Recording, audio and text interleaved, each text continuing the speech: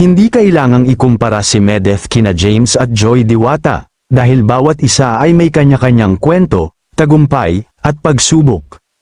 Sa halip na mainggit o magkumpara, mas mainam na matuwa sa tagumpay ng iba. Ang buhay ay hindi kompetisyon o paramihan ng biyaya, kundi kung paano ito ginugugol ng may malasakit, kabutihan, at respeto sa kapwa. Sa dulo, ang tunay na sukatan ng pagkatao ay hindi kung anong meron ka, kundi kung paano ka naging tao sa harap ng iba, at ito ay refleksyon ng kung paano ka pinalaki.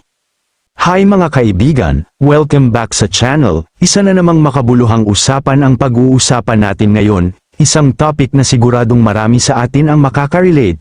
Bakit nga ba may mga taong mahilig ikumpara ang iba sa isa't isa, at kailan ba naging sukatan ng tagumpay ang pagkukumpara? Pilit naman ikinukumpara kamakailan lang ng mga haters na may nabanggit tungkol kay Medeth, na mas nauna pang nakakaangat sina James at Joy Diwata, na parang may kulang sa kanya, o hindi siya kasing angat ng iba. Pero teka, kailan pa naging requirement na dapat pare-pareho tayo ng timeline, ng kayamanan, o ng achievement sa buhay? Alam nyo, may mga tao talaga na binibigyan ng ibang kahulugan ang bawat galaw ng iba. Kapag may tumulong, may masama raw motibo. Kapag umaangat, sinasabing nagyayabang. Kapag tahimik, pinapalabas na may tinatago. Pero ang totoo, hindi naman talaga tungkol sa kanila ang issue, kundi sa kung paano nila tinitingnan ang sarili nila. Kasi kung secure ka, kung buo ka, hindi mo kailangang ibaba ang iba para lang tumaas ka.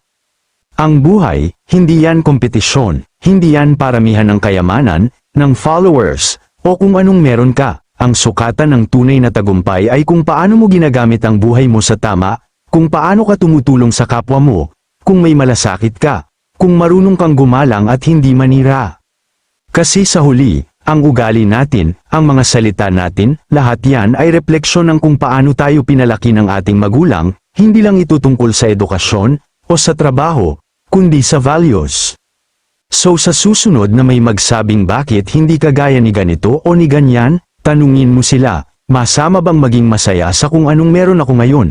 Dahil hindi lahat ng pag-unlad ay nakikita sa panlabas. Minsan, ang pinakamalalim na tagumpay ay yung tahimik, yung hindi nakapost, pero ramdam sa puso.